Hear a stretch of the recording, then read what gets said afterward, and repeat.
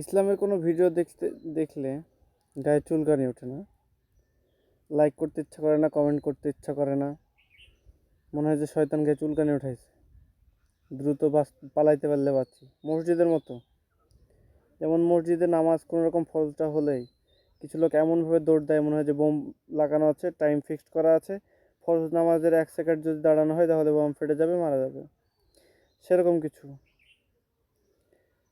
আসলে ভিডিওর মাধ্যমে একটা জিনিস 1 সেকেন্ডের জন্য আমার সাথে পড়েন, কালেমাটা লা ইলাহা ইল্লাল্লাহু মুহাম্মাদুর রাসূলুল্লাহ পড়েন। গায়ে চুলকানি শয়তান উঠেলে চুলকায়েন না, শয়তান গায়ে চুলকানি উঠায়। পড়েন, লাইক করেন, ইসলামিক সকল ভিডিওতে লাইক কমেন্ট করেন।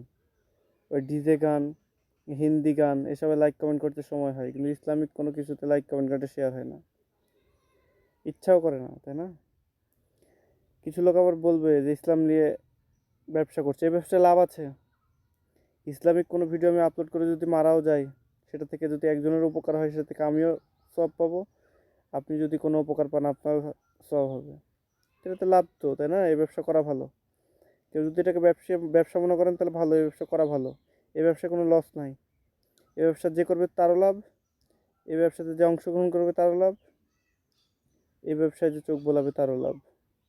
অতএব ইসলামের সাথে থাকার চেষ্টা করুন। ধন্যবাদ।